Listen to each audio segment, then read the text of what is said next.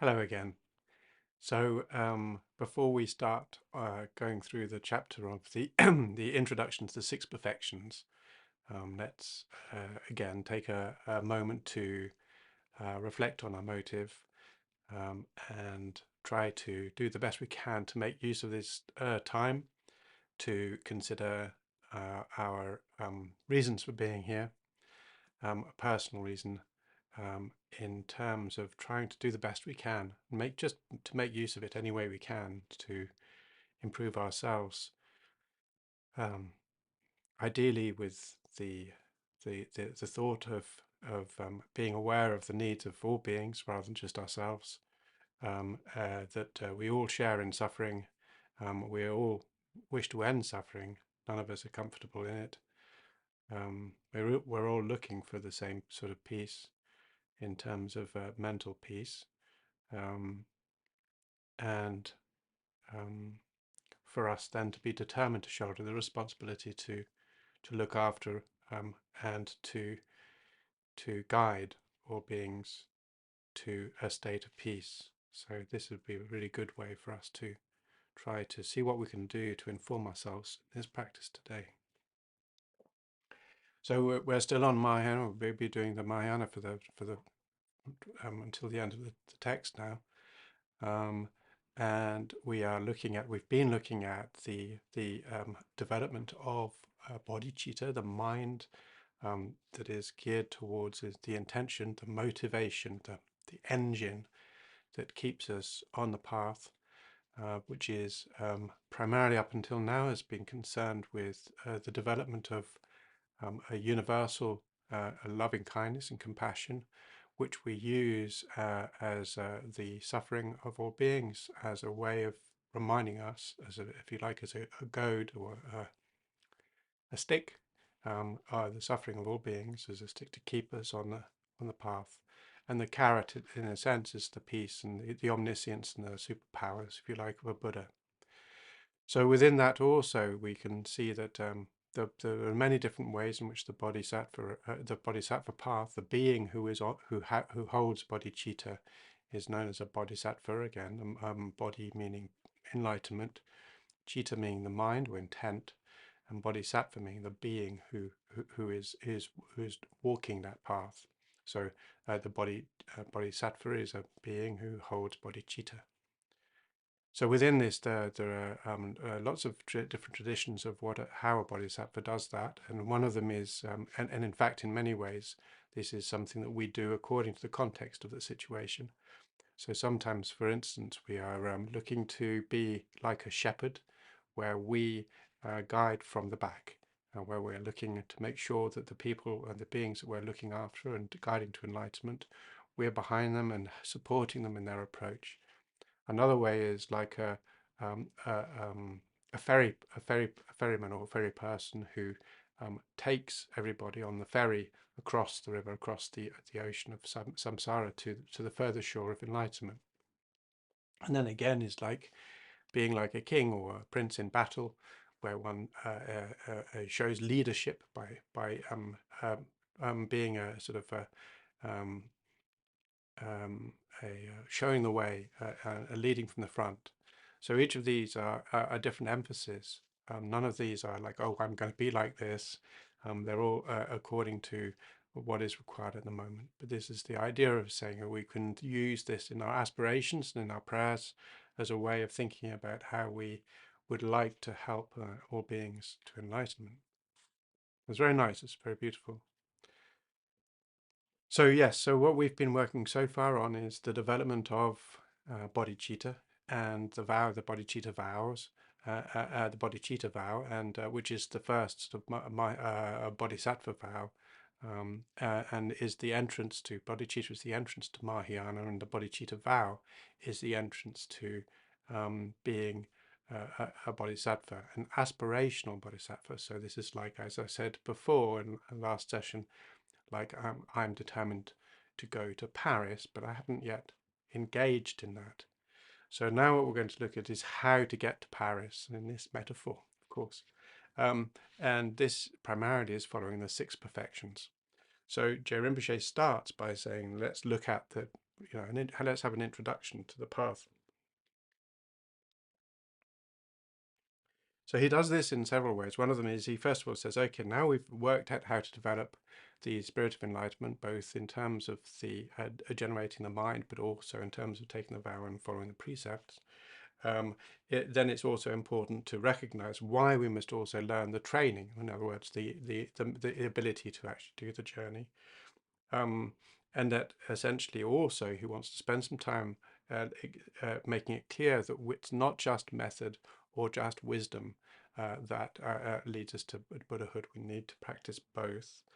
And then the rest of the text, it says here, the rest of the text will be covering the actual process of developing and training ourselves in the precepts and also in the trainings that takes us to Buddhahood. So of those three, the first is how we must learn the training. And he says there's no doubt that great benefit comes from having made that determination of the aspiration to achieve enlightenment, even without any trainings at all. Just having that aspiration is incredibly powerful. It is the basis of our path. It is the foundation of our path. But essentially, if we really want to get there, and if we are determined in accordance with this, so the foundation says, this is a strong determination. It's not a wishy-washy thing. It's this is what I'm going to do. Then, in order to get there, obviously, we need to put the grounds in place. And if we don't put the actions in place, if we don't train or we don't do what's necessary in order to arrive at Buddhahood, then we'll never become a Buddha. So in a sense, it was like, well, you said you want to be a Buddha, but why is it you're not doing any practice for it then, right? So therefore, he says, this is why we must also practice the bodhisattva deeds. We must actually start to train in, learn what they are, and then train in them and make them a part of who we are in our moment-to-moment life.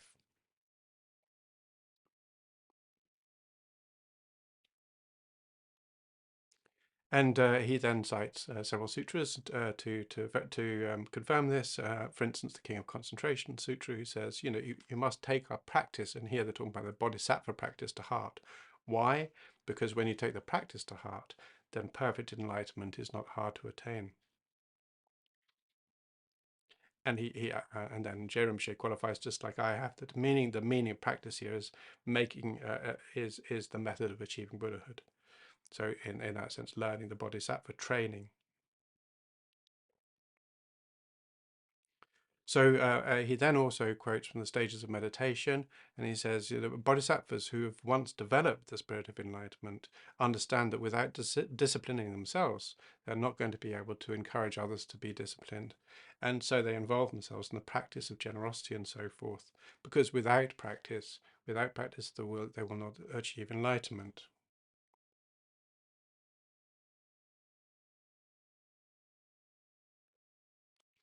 And I think, in a sense, this is very important. He says here is again, he's now quoting Dharmakirti and the commentary of another text called the Compendium of Valid Cognition. He says, when we wish to destroy suffering, the suffering of all beings here, the compassionate work at actualize, the compassionate, in other words, those who hold this great compassion, work at actualizing the methods. And it is very hard to explain the methods or provide teachings and the results if these are actually hidden to them. So what he's saying is, it's not just in terms of us needing the trainings for our own benefit in order to be able to achieve this state, but for our ability to help others to achieve this state, we need to have experience ourselves.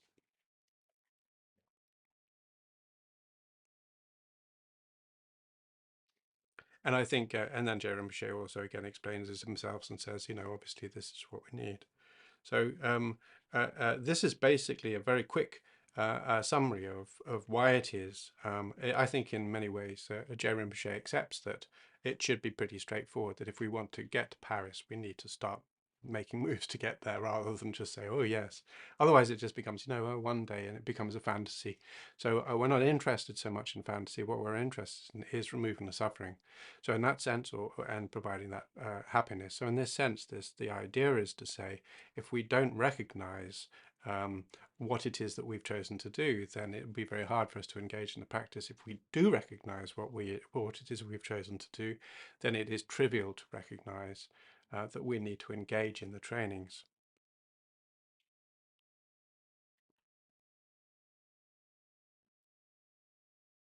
So the next part is of the three that he started off with, the reason why we need to train, secondly, what we need to train in, and thirdly, the explanation of that process. So this one is to do with what, which is primarily to say we need to do both method and wisdom.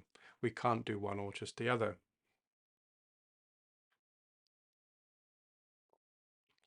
And Je Rim Chenmo is going to spend quite some time going into some of the details of some of the mistakes that one can be found, that one can find, and one has to be very careful about how to do this. And I've spent some time thinking very carefully about this, so I don't want to, because essentially the point isn't about who says this or who doesn't say this. This is really about how our minds can make these decisions, how we can see things, and be mistaken.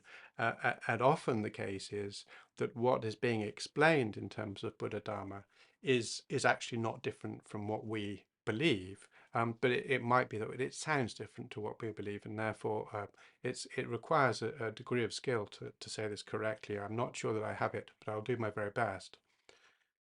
So what he says is that we have to be really clear that the way in which we engage in this practice and in terms of reaching enlightenment is not mistaken. Now, what's important in Buddhism is, and what we're trying to do in the process of the Lamrim, especially in the last few semesters and continuing, is to make sure that the understanding, not just what such and such said or what so and so said, but that we can understand practically and pragmatically and inform ourselves of a truth that we can see ourselves. And the reason for this is because we need to be on a reasonably solid ground to see exactly how it is possible for us to achieve enlightenment and what those steps are without just depending upon hearsay or on an old text or on tradition. So this is really, for me, is a critical issue here, is that we are not just trying to understand some ancient tradition. We're trying to live a real living tradition that is transmitted through experience. So we need to live it. We need to make it our own in terms of the sense of make it a real for us. Yeah. So how we do that, we need to be our own guide in a lot of this. We need to be allow ourselves to be creative, but we've got to be clear that it's not anything goes. We have to make sure that we're meeting the needs of that journey itself. Okay. So he says, we've got to make sure that it's unmistaken, no matter how much because no matter how much we strive at on a mistaken path, we won't get any result. And again, going back to a sort of rural culture, he says it's rather like milking the cow's horn in the hope of getting milk, right? So it doesn't matter how much you stroke the lovely cow, the horn, you'll get no milk out of it. So in this sense, it's like saying. And again, even if we know that in fact it's the udder where the milk comes out, if we don't know how to do it correctly, like we forget to take a bucket, or we don't know how to do it without upsetting the cow, all of these sorts of things, then essentially all of these little parts of the absent, and then he goes on and uses again the metaphor of a seed and water and sunlight and earth and so on. If we don't have all of the correct requirements and necessary requirements, then just wanting it or putting them together won't produce the result. So it's not just that we need to be clear that we're not making a categorical mistake in terms of thinking that this will work when it won't, but also knowing enough about the specific details to ensure that it does actually have an effect. He then cites rather the second stages of meditation again. He says, if you earnestly strive at a mistaken cause, again, it's like milking a horn. And he says again also, having incomplete causal components also fails, just like a production of a seed when something like the seed is missing. We need to have the seed present, and I need to have all of the appropriate conditions for that seed to grow. So he says, therefore, if we wish to have the result, if our compassion is true, then our own convictions are less important. What's more important is to have progress, and therefore, if we want to have that progress, we want to see result, we want to see benefits, then we must depend upon an unmistaken and complete set of the causes required. So then he says, well, the question obviously has been begged, which is, well, what is this unmistaken and complete set of causes and conditions? And he says we could go to, for instance, the one of the great Mahayana texts that says that the sublime wisdom of omniscience comes from compassion at its root, and it comes from the spirit of enlightenment as its cause, and is brought to completion by method. So he says of these, we've already talked quite a lot about compassion, and why it's so important. He says when we're talking about the spirit of enlightenment, bodhicitta in this case, he's actually referring to both the conventional and the ultimate spirits of enlightenment. So up until this point, we've been talking about what's known as the conventional spirit of enlightenment. And to be clear, the conventional spirit of enlightenment is the enlightenment that depends upon compassion of all beings based upon their ignorance of the Four Noble Truths. So if they are able to see the Four Noble Truths clearly, then their path is set for them. It's like once we understand this, then we will work towards liberation. So it's because we don't see this, we don't understand the nature of reality, we don't understand how karma and how our actions are bound to karma and create future consequences. We imagine somehow that what we do doesn't have an effect, doesn't make a difference in the universe, and therefore, because of that, we act in foolish ways, and instead we create huge amounts of suffering. Moreover, if we recognize the grasping nature of our minds, self-grasping nature of our minds, and we are able to diminish it, then our actions become more pure. Until we do that, until we're able to release ourselves from self-grasping, even whatever good actions we do or bad actions we do are tainted by this self-grasping, right? And therefore they lead just to sustaining this samsaric spin of trouble. So even happiness, right? If we have a self-grasping mind, even causes that will create happiness lead us to attachment and grasping. So we fall back in again. Aversion leads to a destructive thought as well. So pain is to aversion through fear or through fury, through malice. I want to destroy that. It's causing me pain because I believe that's efficacious in being able to do that.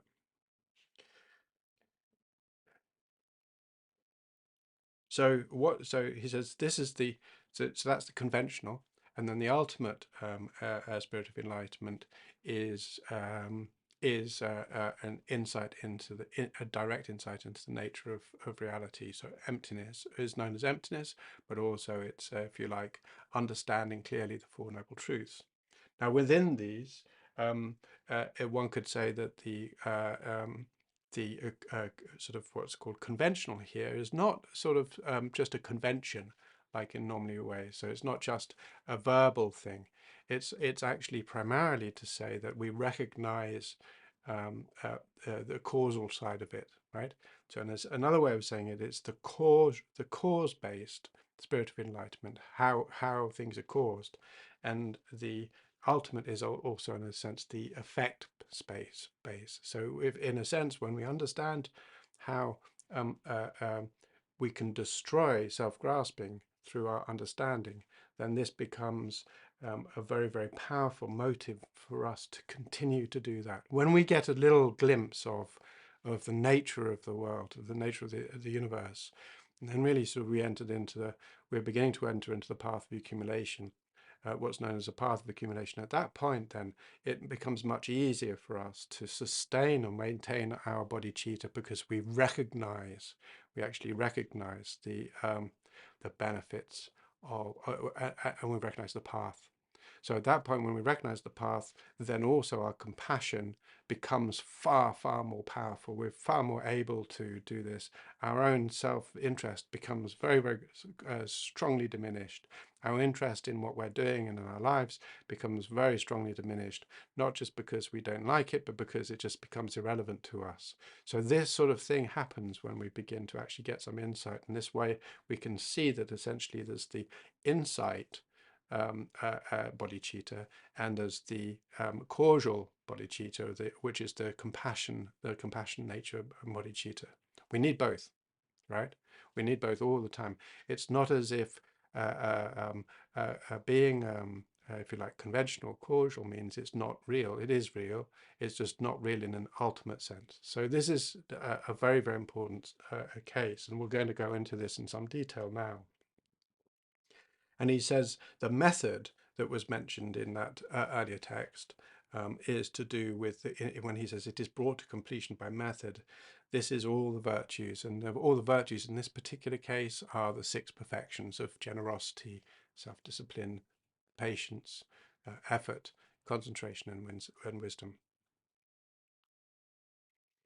So then then he mentions an opponent's position. So as I said, although this is going to be using people and so on, and in fact, what this is to do with ways in which we think. Okay, so it's not really about damning or condemning other people, but it's about the way in which we sometimes believe things or understand things.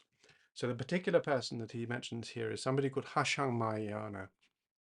So Hashang Mahayana, and a little bit of a biography here, I think is required historically, is Hashang Mahayana was a teacher of Zen in the 8th century in Tibet. He wasn't the first person to introduce Zen, which was called Chan because it hadn't because this was Chinese Zen, but Chinese Zen had some influence in Tibet. Now, there was a very famous case where the Indians, who were also bringing huge amounts of teachings into Tibet at the time, and the Chinese sort of didn't see eye to eye about things. And so there was a famous debate that took place, we think at Samye, it was a monastery, where the king decided to let the 2 sides, the Indians and the Chinese, through Hashang Mahayana, debate about which was really the best. And what's fascinating about this is it's a historic occasion where both the Chinese, the students of Hashang Mahayana, and the Indians recorded the debate. And interestingly, they both said that they won. Our side won, right? But in terms of what happened next was that the king determined that actually he felt more comfortable with the Indian interpretation rather than the Chinese interpretation. And therefore, from that moment on, while there was still some Chinese teaching found in Tibet, most of the teaching came from India. So this is one of the aspects about Tibetan Buddhism is very, very strongly influenced by Newland, which is this big Indian monastery. Even though the China's got a lot of influence in Tibet, there was less influence of Chinese Buddhism in Tibet in light of this particular discussion. Now, Hashang Mahayana is, being a Zen Buddhist, it was belonged to what is known as the Northern School or the gradual school of Zen, right? So he was Zen Buddhism at this point was just prior to his him becoming a teacher. There was a division in the Zen tradition between what was called the Northern and the Southern. Even though they weren't North, they weren't South. This was just a name given. And Huineng, I think, was the 6th patriarch, and he led the Southern school. And the Southern school went, and they travelled, and they remained, and they went to Japan and Korea and so on. But the Northern school Buddhists at the time were also Zen, but they were known as gradual school Zen rather than Southern school Zen. So from what anybody can, and this is not my area of expertise, but from what I can gather is actually both Northern School and Southern School have sudden and gradual aspects to their teaching. And when Hashang Mahayana was present in Tibet, he was teaching people, when he was teaching Zen, even though he was a northern school Zen teacher, he was considered by the Tibetans to be a southern school teacher, right? So although he was considered to be a gradual school by the southern school, the sort of a gradual approach to enlightenment, gradual enlightenment. The way in which he taught was a sudden way of teaching.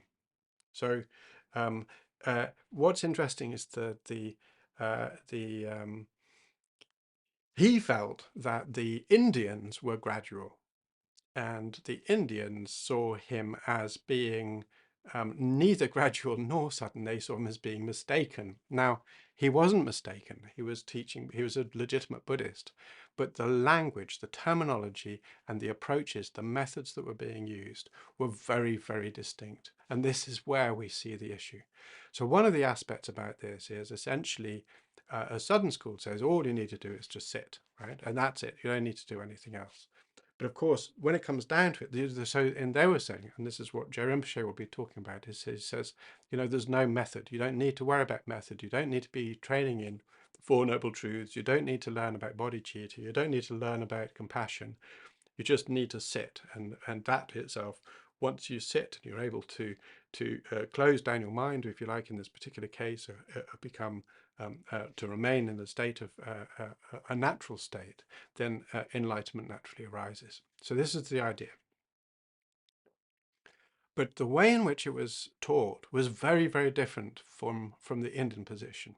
And in fact, one of the reasons was this is because if you're trying to teach people about Buddhism, saying to them, okay, well, it'll take 3 eons of lifetimes, many, many trillions of lifetimes before you'll become a Buddha, then they're going to be like, is there anything faster? Right. And this is we see very much in the West as well, well, what's the quick way? So then it's like, okay, well, we have Southern schools. Southern schools very quick. It happens like suddenly, much, much more quick than, in fact, you're already a Buddha. You just need to realize it, right? So all the work's taken out. You just need to find the Buddha, and then that's it. But in fact, when you're finding it, what you need to do is to sit. And this is how you sit, and this is how you maintain your sitting. And of course, you'll need to be vigilant about whether or not you're sitting, right? Otherwise, how do you know that you're sitting? And you'll need to be mindful that you're sitting, because if you're not mindful that you're sitting, then you'll just get up and make a cup of tea. And you can't just lie around, you need to keep your back straight. So actually, in the end, this is just straightforward shine, is a meditation on emptiness, right? It's just that the way in which it's presented is as if there's no method there at all. And in fact, then you go to and you see the Zen teachers, both in Japan and in Korea and in China, and they're teaching bodhicitta, and they're teaching everything straight from the same texts that are found in Tibet and in India. Okay, so the idea that this is sudden and this is gradual, of course, was very much to do with marketing in one sense, rather than anything to do with the actual practice. You still have the Buddha, recognizing that there is a Buddha available to us, recognizing that there is an enlightened state available to us, recognizing samsara, recognizing that there is a path to enlightenment. These are the Four Noble Truths, right? So without those, then of course, if we're saying, oh no, you just need to sit, it's like, well, why am I sitting here? I don't. What's a Buddha? It's like, so like in a sense, it's like saying, okay, you already have these in place in order to be able to sit. So we can see clearly, actually, that in many ways, the teachings of the Southern School and also the Northern School, which was called the Gradual School, are no different from any other particular Buddhist tradition. So in terms of emphasis, or in terms of the approach, the methods, in terms of the marketing, if you like, then this is the case. Now, I'm not saying that that the Chinese, Zen were like, well, they were sort of telling a fib, it was basically a bait and switch, and really it's all like this, and therefore there's something wrong, because we find exactly the same sort of skill it means within the Indian traditions as well. So we have this idea of essentially saying, how can we attract, how can we make it palatable for people to enter onto the path? And all sorts of different approaches are found for doing this. And so in that sense, what we see is we have to be very, very careful of recognizing that that the legitimate path can be found regardless of the of everything there. So I mean, and for an example, just to be clear, we have the diamond tradition, the lightning tradition, right? So the lightning tradition is even faster, right? This is very, very Indian. Okay, not at all Chinese. So we have the lightning tradition, which is like, yeah, lightning. We're guaranteed Buddhahood in one life. Who needs to worry about the 3 eons, right? So that sort of thing is very much the same sort of a thing. And of course, we find in Dzogchen and in some Dzogchen anyway, we find the ideas that were being taught by the Zen tradition, such as "you are already enlightened." This sort of terminology is found there too, and we find it even within the Geluk traditions, and it's not put to one side in any way whatsoever.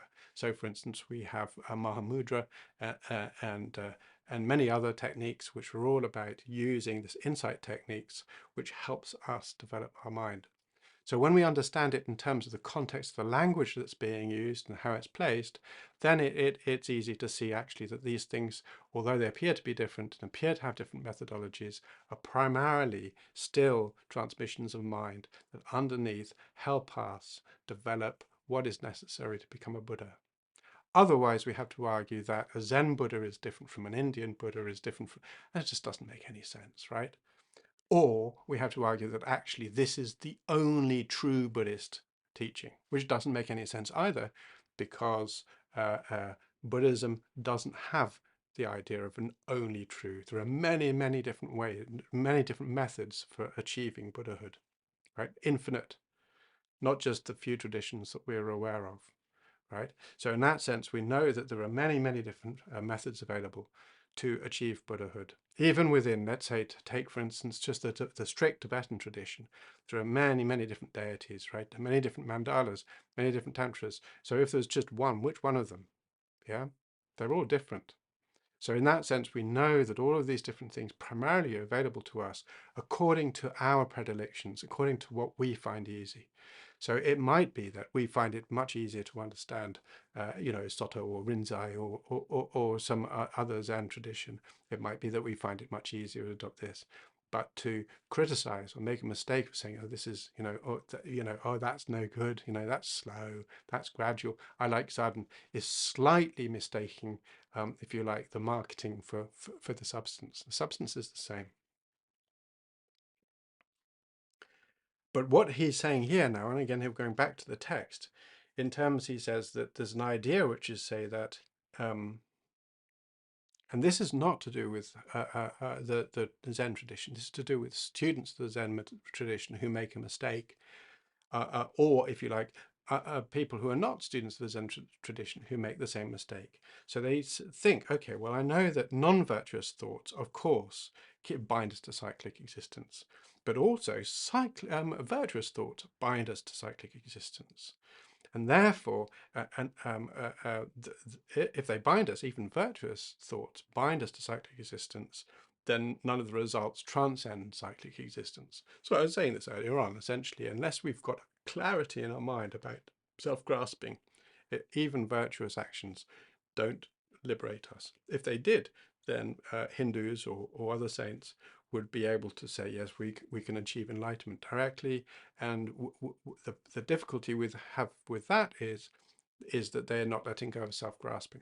If they are letting go of self-grasping, then it doesn't matter. Yeah, if within their tradition actually they have a way of freeing themselves from self-grasping, then it's the same. It's Buddhist. It's the same. And Buddhist, not necessarily in terms of tradition or name, but in terms of the effect, is the result. Yeah. So he says is that if we recognize this, we could then say, well, look, virtuous actions and non-virtuous actions is like being tied to samsara with a golden rope or a black rope, and we're still tied. Or he says it's like, white clouds or black clouds covering the sky. The sky is still covered. Or he said it's like having the pain from being bitten by a white dog or being bitten by a black dog. So he says, therefore, this is an idea. Lots of Buddhists have this idea, right? So that if we set our mind into a state of mind where there are no thoughts, then this is the only path to Buddhahood. Okay, so we have to eliminate our thoughts in order to become Buddha.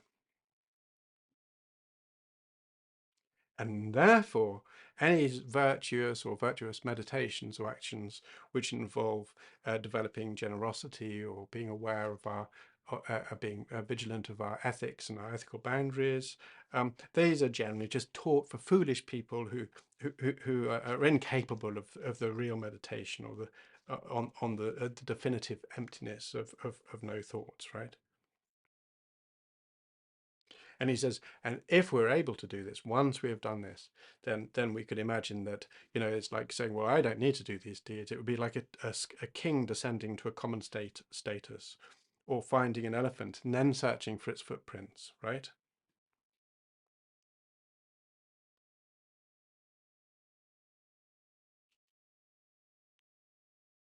So when somebody says, for instance, um, or thinks that everything to do with method in terms to do with the structure that we're talking about, like meditating on karma, meditating on death awareness, meditating on precious human rebirth, meditating on compassion, meditating, all of these many different meditations like you find in the Lam Rim. It says if all of this is like method, right? This is method. It's if we say this is not a path to Buddhahood, then this is a denial of what of the path. Yeah. So the point is to say is that if we are, how can I say that? Well, and Jerem Shir will say it too, but in terms of let's look at how that might be, is to say, well, what is it that these things do? They prepare us. They provide us with the framework. They prepare us with the worldview, the understanding, the truths that are underlying these things. You know, these are truths. The truth that I'm going to die, it's a truth. The truth that I've got the opportunity to meditate, this is a truth. The truth that whatever I do, whatever my, especially my actions that are motivated, right? All of these, anything that has I've decided to do has a consequence. All of my actions have consequence, right? All the time. Every single intentional action, but also unintentional action has consequences, not just in physics, but again, in society, in my family, in my mind, in my future mind, so psychologically, also, as well as karma or whatever we want to call it, right? This karma means action, right? So action. And all we're saying is that actions have consequences. Many different consequences. So if we're able to see the fact that our actions have consequences, is it makes us slightly think twice before we make mistakes or do something wrong. If we don't analyze that, if we don't consider that, then we're not aware of it. If we're not aware of it, then it can't affect us. It can't inform us in terms of activity. So the purpose of method is not to establish a truth or a non-truth. It's to actually allow for us to practice the path, and that's all.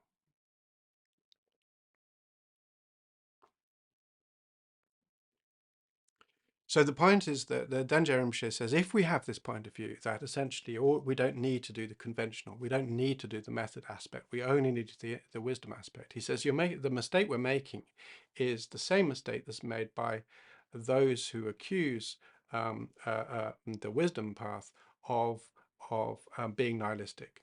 Essentially, if we cannot recognize karma within our understanding of emptiness, then we don't understand emptiness. If we cannot recognize emptiness within our understanding of karma, we don't understand karma. So it's when we understand these things that actually emptiness implies karma. Karma implies emptiness. When we understand that, then we can see that actually karma is completely valid. It is just an expression of emptiness, right? So then we understand that we do need to learn these things. We also recognize that while Buddha may not objectively exist, Buddha exists, right?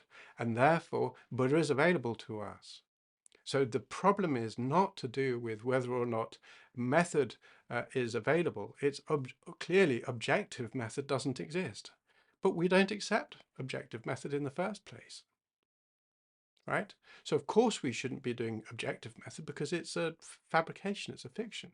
But relative method or a conventional method, or if you like, um, it definitely exists, right? And then it definitely must be practiced. Similarly, it's like saying, so similarly, if we think about it in terms of view. So if, let's say, somebody has a view that we've just got to stop thinking, then they're saying that the concepts, the conceptual mind, or the deliberative mind, is somehow the only thing that is obscuring us from Buddhahood. Otherwise, we are naturally Buddhas. Well, this mind is itself naturally Buddha, right? In exactly the same way as our consciousness or our body. Yeah. So if we're taking the point of view, as we talked about earlier on, where we are looking at the idea that we need to respect all sentient beings as being the teacher because they demonstrate the Dharma, how is it that our conceptual thoughts are not Dharma? Yeah. So if our conceptual thoughts are Dharma in this particular approach or this particular point of view, then there's nothing wrong with them. In fact, if we're naturally Buddhas, there's no need to practice. So if we take this point of view essentially from it to its extreme, or to the way in which it sounds like to somebody who is not used to that dialogue, it doesn't make any sense. Essentially, there's no point in doing any practice at all, right? Until one actually accepts that narrative, and then it sort of makes sense. So again, I'm not denying this Zen is useful or Dzogchen or anything else. They're very, very powerful, but we have to understand them from within the narratives that they use, not from outside of the narratives that they use. And if those narratives are applied, or the expectation of those narratives is applied to the traditions that are non-Zen or non-Dzogchen, then they make a mistake. If they say, "Oh, you're a graduate school," they've made a mistake. They don't understand that it's an instant school, right? So this sort of thing is where we've got to be very careful about understanding the narrative of different traditions and not to make a mistake this way. But in terms of our mind, this is why it's very useful. And often it's the case that teachers say, especially to those students who are struggling with all the terminology, all of the different ideas, all of the Buddhism to learn already, that they say you should stick to one path, stick to one tradition, because otherwise you're just going to end up with nothing. You're just going to end up confused, right? So it's important for us, if we're intelligent, there's no problem, no harm done. If we can see clearly, okay, this is correlating to that over there. This makes sense in this case. Oh yeah, okay, I can understand it. There's no harm done, right? If we don't have that ability, then it's really not a good idea for us to do it. We want to try to keep it as simple as we possibly can. And again, one of the problems is to say that actually in the end, how different traditions speak about these things isn't important. We don't want to become academics. We don't want to become intellectuals about this. What we want to do is to establish the path in our mind, right? We want to be able to say to ourselves, I am on the path, I'm on the path, I'm working towards benefiting all beings. And that's what matters most, right? Everything else, not really very important. So Jerome Shea is just making the point of saying, don't forget that. It doesn't matter. If you're a Buddhist, if you're doing a Buddhist path, if you're a Bodhisattva, if you're on the Mahayana path, if you're doing this work, then of course you need to be doing method and wisdom. And he says, if we don't understand this clearly and we make the mistake that I don't need method, he says, and actually, and you think all I need to do is to blank my mind. In fact, what it's just doing is a stabilizing meditation. Very useful, right? Having a good stabilized meditation. Very, very powerful mind. But it's not enlightenment. It doesn't even lead to liberation, right? It certainly doesn't lead to benefiting all sentient beings. It sort of says you go into a high rebirth, heaven, formless realm. Yeah. So even in the Lam Rim, yeah, meditating, sustaining a mindfulness of the mind, right? So in terms of the meditative stabilization approach, where we're looking at concentration, so that essentially the perfection of concentration or perfection of meditation, one of the objects of meditation available to us is our own mind. And in that, what we're doing is we sit there and we very, very careful, very relaxed, and we merely remain aware of our mind. We have to sustain vigilance. We need to make sure that we don't get distracted. We have to maintain mindfulness that this is what we're doing. We're looking, we're observing the mind, and keeps us on track rather than just going up and making a cup of tea. Yeah, we need to keep our body alert. Yeah, so if we lie back because we're in a very, very strong state of concentration, chances are we will drift off. Our mind will become dulled. If we are too excited or too excitable, then our mind will flit around too much. So we need to keep it calm. Yeah. So this state, or what we're doing is we're merely just gently observing the mind. This is Lam Rim. Yeah, this is Lam Rim, not Dzogchen, not Zen. In terms of titles, it's not Mahamudra. This is Lam Rim tradition, and yet it's no different really from any of these at all.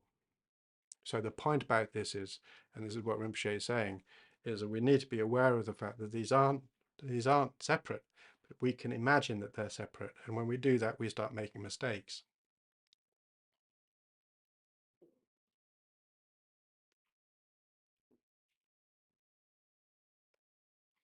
And he says, and this is primarily the problem is that because there's a lack of strong understanding, a lot of people don't necessarily get what the point of this is, or because they actually want to be teachers, they want to make money, or they want to be famous as teachers, or all these sorts of things. Then there's all sorts of confusion, and in that sense, it's like then everything becomes confused. Yeah.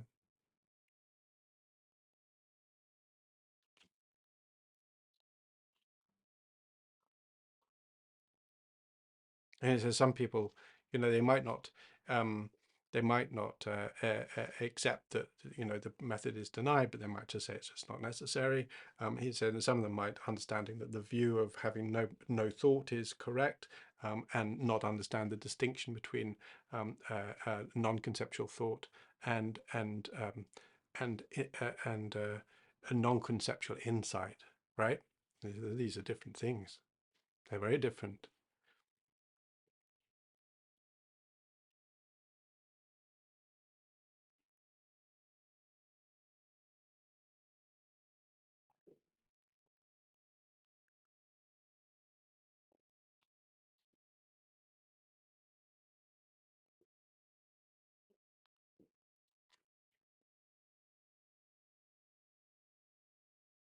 So he says, look, if we really want to talk about this non-conceptual mind, there's a point, he says, where it's called, what we've actually got to do. Our goal in the Mahayana is to achieve non-abiding nirvana. So non-abiding nirvana means that we are not remaining still. We're actually active.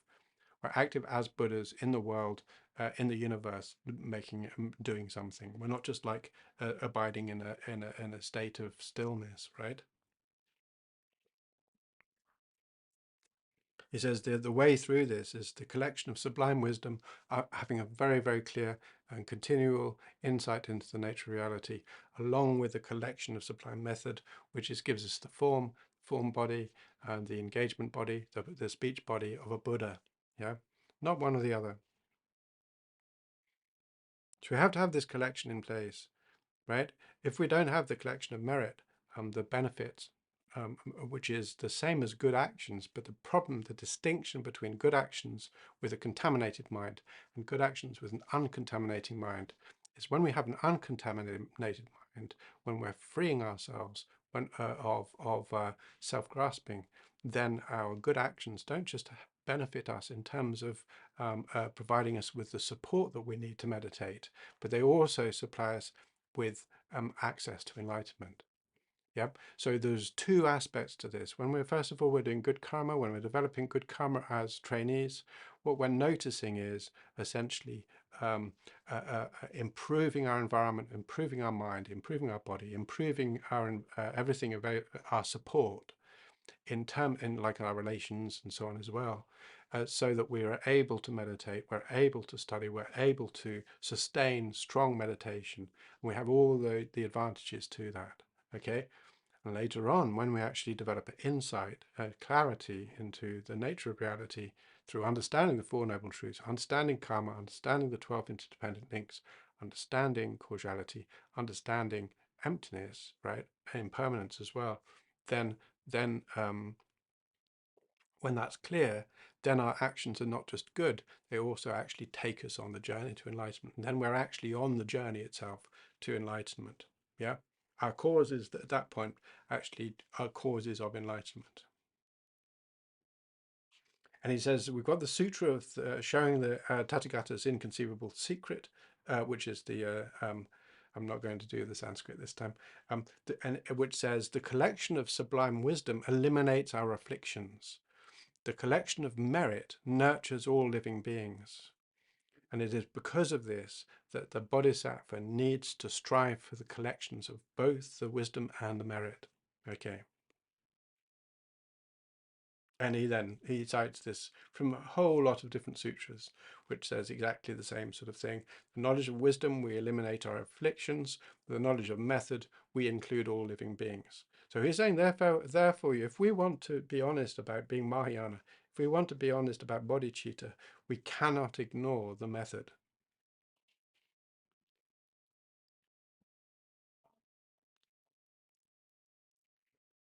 And another one, Sutra Unraveling the Intended Meaning, says, utterly turning away from the welfare of all living beings, and utterly turning away from all participation in motivated actions. He says, I've not taught this to be a path to unsurpassed perfect enlightenment. And then there's another from the Vimalakirti Sutra, which is very popular in China. Yeah. What is bondage for the bodhisattva, and what is their liberation? Attachment to wandering through cyclic existence without method is bondage for a bodhisattva. Proceeding through cyclic existence with method is liberation. Attachment to wandering through cyclic existence without wisdom is bondage for a bodhisattva. Proceeding through cyclic existence with wisdom is liberation. Wisdom that is not combined with method is bondage. Wisdom combined with method is liberation. Method not combined with wisdom is bondage. Method combined with wisdom is liberation. So in brief, he says, again, in brief, if we summarize the path of Bodhisattva, we need the two. These two are method and wisdom, okay? Method is all the prior five perfections. Wisdom is the last, the sixth. Okay. Also known as skill in means, also known as, the five perfections, and so on. So this is, again, it's like saying, and again, he uses another citation here where he says, the perfection of wisdom is the mother and method is the father.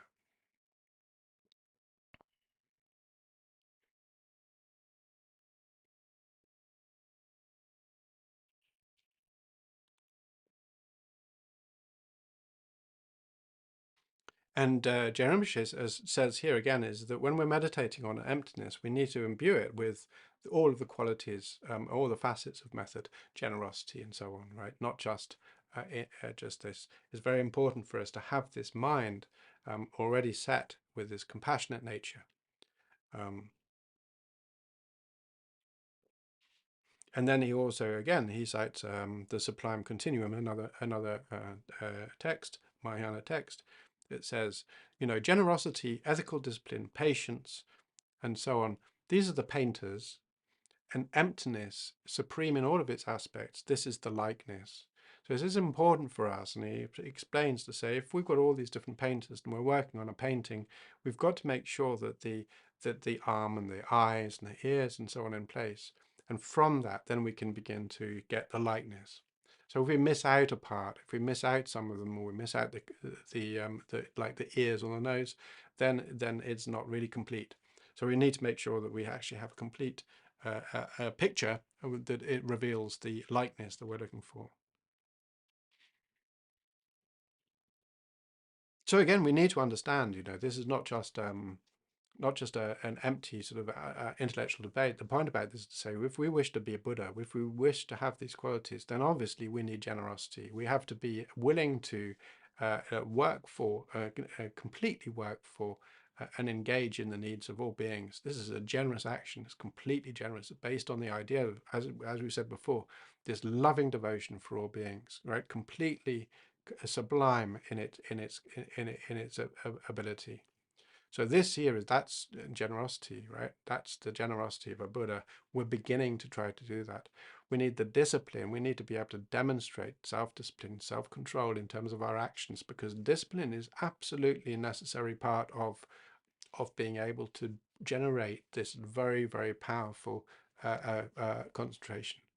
Yep. Without being able to sustain discipline, we can't develop concentration. Two reasons. One of them is concentration meditation requires us not to be led by our minds in different directions, or led by our senses in different directions. We need to be in control of our minds and of our senses. We need to say, okay, yeah, my back's hurting. It's all right. It's not going to kill me. I just need to get on with my sitting. Yeah. Likewise, if thought comes up, we don't just go running after it. We need to have some sort of discipline in place. We need this vigilance, right? This vigilance and mindfulness are the qualities of this discipline. So no, this is not right. I need to get back to practice. Okay, that there is very, very powerful. And this is exactly what Buddha has.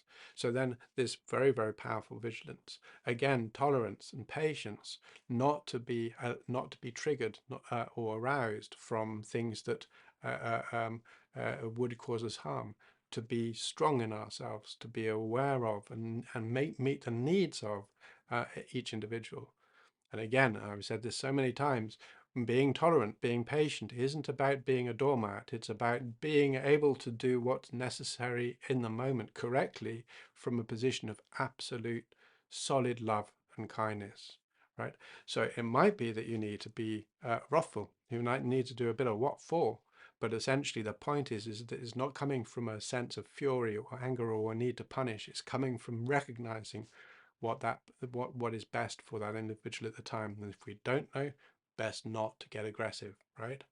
So this is all about empathy, understanding, and consideration on the other side, not on our side. This is three of them, right? And then fourth one, effort, joyous effort, being completely finding joy in engaging in the path. This is exactly correct. Buddhas have this sublime bliss, right? Buddhas are unmoved by others. This is patience, right? They're not going to be, the mind is not moved by any criticism or whatever. It's beyond that, right? And again, with our joy, our joyous effort, is Buddhas have this sublime bliss, which is moment to moment, they're completely able to sustain naturally, spontaneously. So we're working on developing this bliss for doing the right thing, recognizing the right thing, sustaining and developing the path. This is joyous effort, right? Knowing I can do it, and enjoying being able to do it, and feeling able to do it, and feeling enthused to do it, and not being free of any sort of lethargy from it, right? So this is really powerful. Concentration is absolutely necessary, right? This is absolutely necessary. Even any school of thought within Buddhism, I think, or any practitioner recognizes to a degree the need to meditate, right? But anyway, regardless, this is essentially the concentration aspect. And then, of course, insight is the path that leads us directly to understanding. So in these, we see these, for the six perfections, I've said this before, I'll say it again, is the first four, or first three sometimes, are the ethics part of the three higher trainings. Yeah. So generosity, patience, and self-discipline, right? The first of the ethics component of the three higher trainings. The next two, joyous effort and concentration, are part of the meditations, are part of the three higher trainings. Wisdom is the third part of the three higher trainings. So even within Mahayana, we haven't even gone beyond Pali Canon, really. Yeah. So even in these high teachings, very, very high and specific teachings, still Buddhist, still same Buddhist, still Four Noble Truths, all the same. Yeah, it's our mind that likes to make it different. Okay.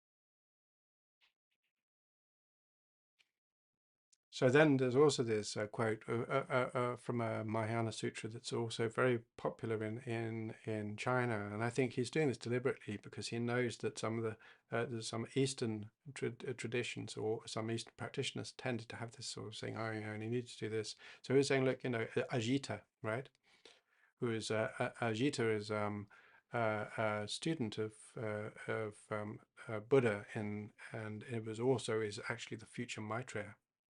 Yeah. So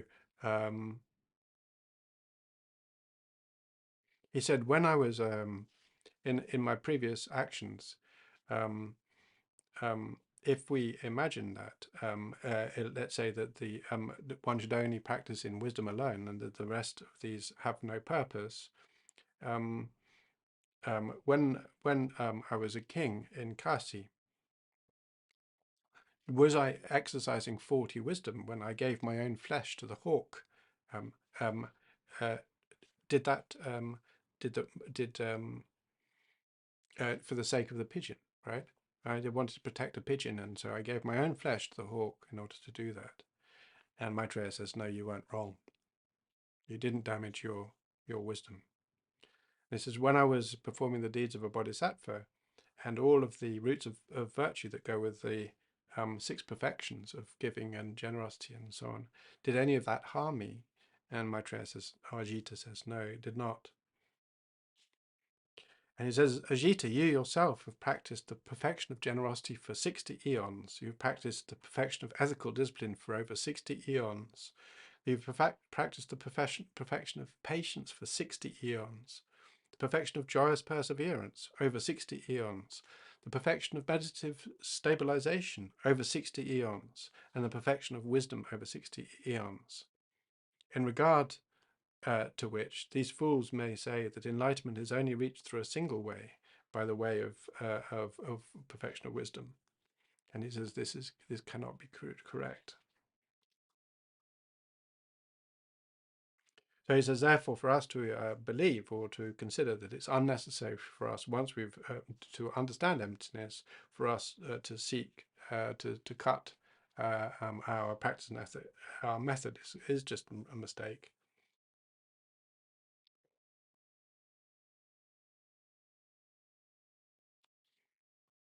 So then there's some people say, well, look, actually, it's not that it's wrong. It's just that essentially you don't need to do it until you have a firm knowledge of emptiness. So we accept that. But once you have that firm knowledge of emptiness, then that's all you need. And Jeremy says, no, it's still wrong. If it were correct, then it doesn't matter once, even if we've achieved a huge level, and we're on like level 8 bodhisattva, and we've got the non-conceptual sublime wisdom. This is a non-conceptual sublime wisdom that you manage to achieve at the 8th level. At this point, sort of, the classic descriptions of an 8th level bodhisattva are sort of just completely unbelievable in terms of what they're able to do. They're not able, even without any awareness, they're not able to harm any beings at all at this level. So they can't have any parasites. They can't tread on an insect and so on. It just doesn't happen. So this is in this non-conceptual wisdom of an 8th level bodhisattva. They would not need to do the bodhisattva deeds. Yeah, even though the sutras say that even in each of the 10 levels, there is an emphasis on these deeds, right? And he says, when we look at it in terms of the emphasis, it's not as if they cease to do the others. It doesn't make any sense, right? And he says, there's no doubt. I mean, all of the sutras, and the commentaries, both used by ourselves and by Zen and by anywhere else. You've got Ajita, Maitreya, you have Nagarjuna, Asanga. All of them say you need to practice the perfections.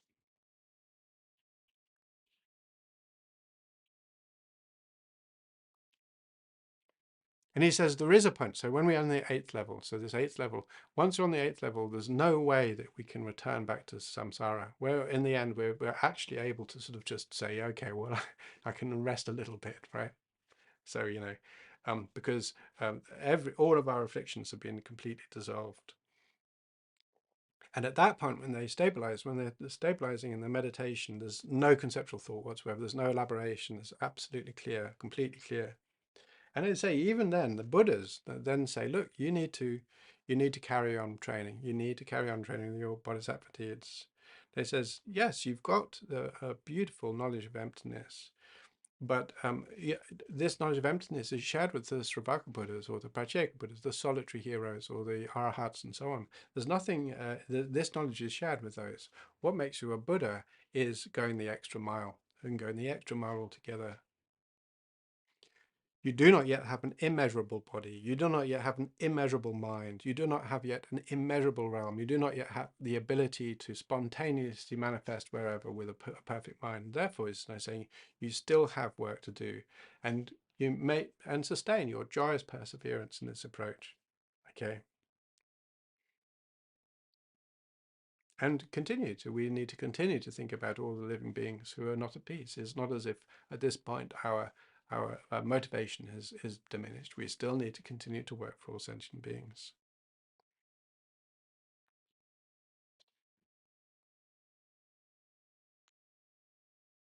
So he says again, like we're looking at this in terms of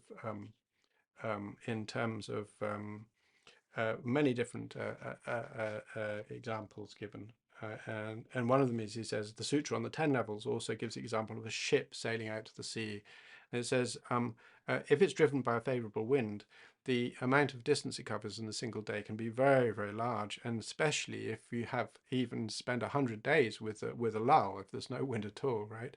If there's doldrums, there's no wind whatsoever, then it doesn't matter. If you've just got a sailing ship, you don't have a motor on board, you don't have oars, you're just waiting for the wind, right? You'll be there for 100 years, and the distance made by a ship with wind in the sails is considerably different.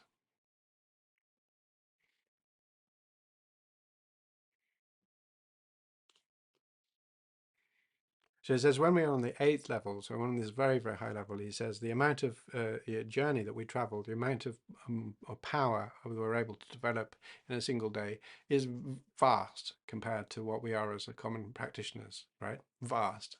He says maybe equivalent to 100,000 years of practice as you can do in an hour or a day.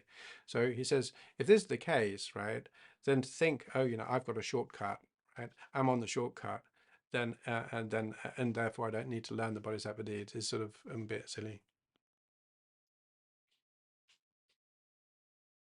So then, okay, we're going to go. I think what I'll do is I'll finish up with some of the objections that are made about this, and then we'll leave the rest for tomorrow because otherwise it's going to be a very, very long session. So we're nearly there. And one of those aspects is to say somebody might say, "Oh no, I don't feel that." Again, this isn't about a specific person. This is about how our minds work, right? I'm not saying that generosity and so on are unnecessary, um, but it essentially is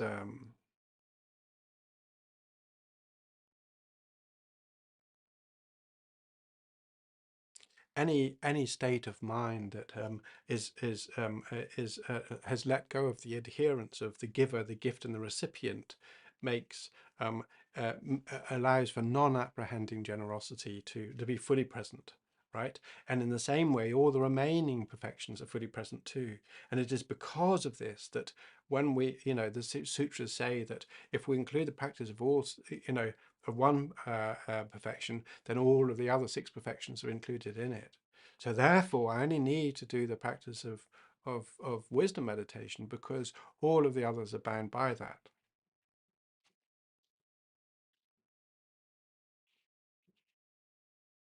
And Jay Rinpoche then says, well, this doesn't really make any sense for us to talk about this because essentially, if they're fully present in that state of mind that lacks the thought, then when anybody is in a state of mind that lacks the thought, they're all naturally engaged in perfections. So he says, this would be the case, for instance, as Ravaka, like a Theravadan who's meditating correctly and is sustained this understanding of emptiness, which is exactly the same understanding of emptiness that we do, and they would also be imbued with the 6 perfections, and therefore they'd be bodhisattvas. And so, where does that take us? So it'd say in the end that would mean that Sravaka would be a Mahayana practitioner. So there would be no Sravaka. Everybody would be a Mahayana practitioner, and there would only be Buddha. We'd all be Bodhisattvas. So they would just, and then it's like saying, well, okay, so how does that work, right? So then he says, and this has sort of got me a little bit sort of lost, but I think I found the answer is essentially he then says it's like saying that therefore um, um, only one practice would be necessary because everything would, all six perfections would be included in each. Well, he says, so there's a mandala offering which starts off with um, um, giving is cow dung and water united, right? So this is one of the first line of a mandala offering, found from Nepal. It says, I think it's from Nepal anyway. So it says, giving is or charity is cow dung and water united, and so on, so on, so on. It says, therefore, we don't need to worry about the so on and so on, which are all the different a list of all the six perfections. We just need to do the one line, right? So yeah, and this was sort of it talks about, it's rather nice. It's sort of saying, it's like remember, cow dung and water is actually a way of being able to purify or clear an area, and then moral conduct is keeping the place clean, and then patience is taking away tiny ants and not harming them, right? So the idea is that primarily it's a way of looking at cleaning an environment, or like house cleaning, and thinking about how each of these things relate to the six perfections. It's a meditation process, right? So then in this particular case, and then joy is bringing forth the practice and maintaining the practice. Meditation is being single-minded in each moment, and wisdom is sustaining clear lines as understanding of what it is we're doing in our practice. So this is a way of offering a special type of mandala. Um, so he said, we'd only need the first line.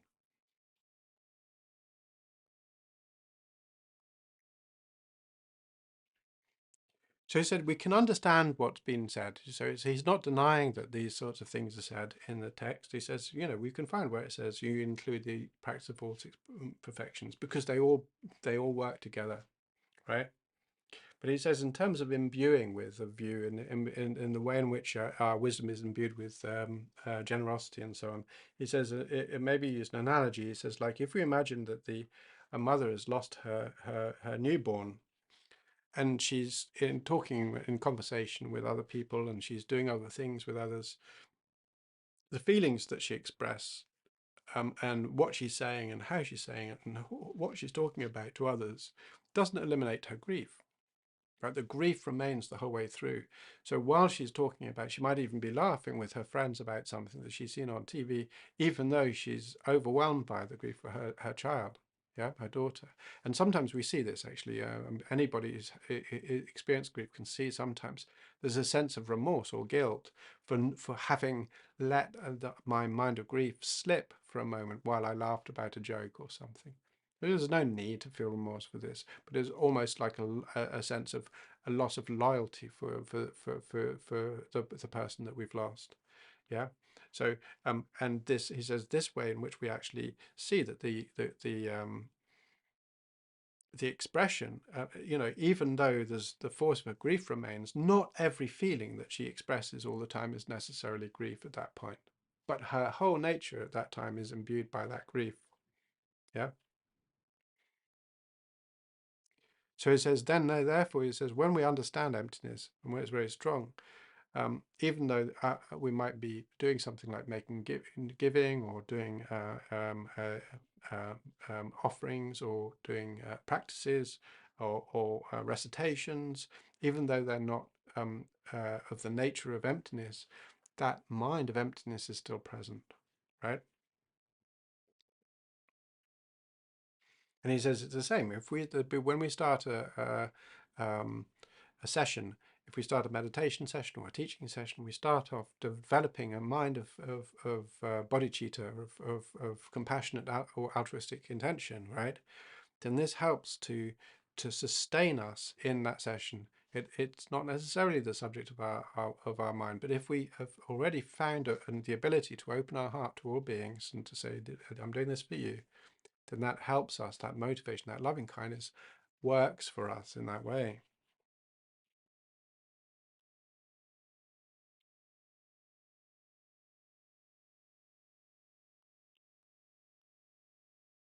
So he says, be clear that, as I was saying earlier on, is that we shouldn't make a mistake that that the things in samsara that are beneficial are the sole purposes of good karma.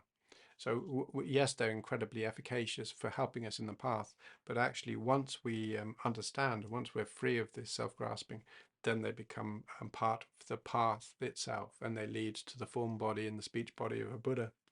So like that. And he says, from Nagarjuna's precious and garland, the embodiment of form, O king, is born from the collection of merit. So this is Nagarjuna, right? This is everybody, not everybody, nearly all Mahayana schools recognize Nagarjuna.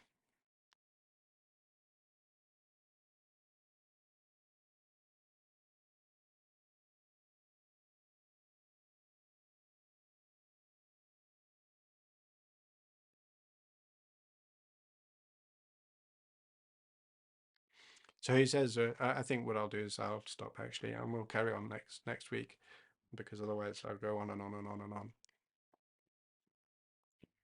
Anyway, we're going to carry on slightly in the same light for a few for next session as well.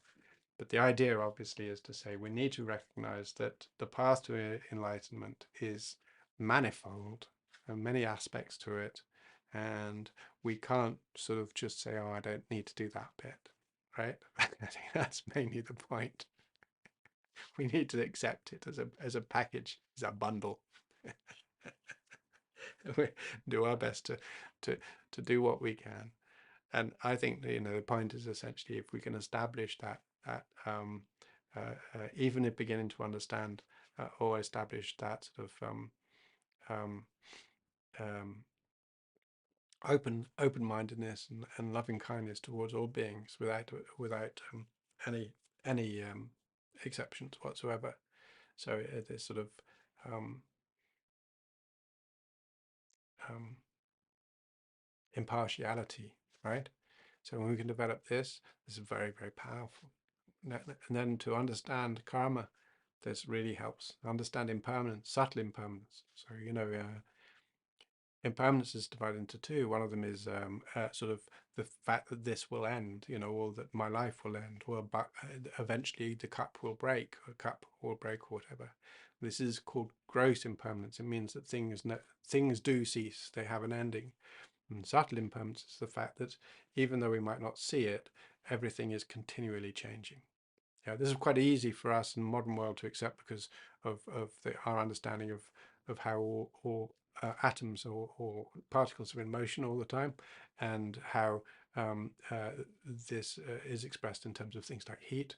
So then that's very easy for us to recognize that everything is in motion, everything is in a state of flow. They're not, although they don't appear to be. So these are really, really important ideas. They're very, very key ideas to understand. So understanding causality, recognizing subtle impermanence, recognizing or taking on the responsibility of this impartial view. Beautiful, even if nothing else, right? These are beautiful views. I'm not saying that these alone will take you to Buddhahood, but they will certainly make your life much more rich. They make my life more rich. They make anybody's life more rich. Yeah. Okay. Anyway, so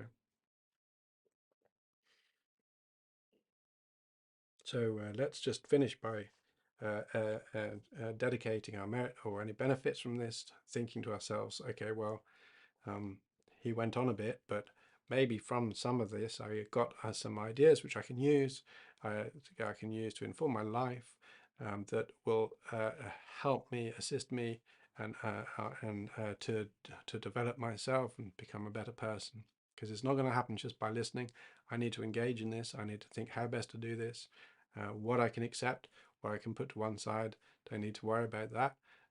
Anything I can accept to consider, reconsider, allow it to develop into my mind until it becomes a reality. I realize it. Yeah. And that's very good for me. Okay. So let's just spend a few thoughts thinking about um, anything you like, and preferably useful.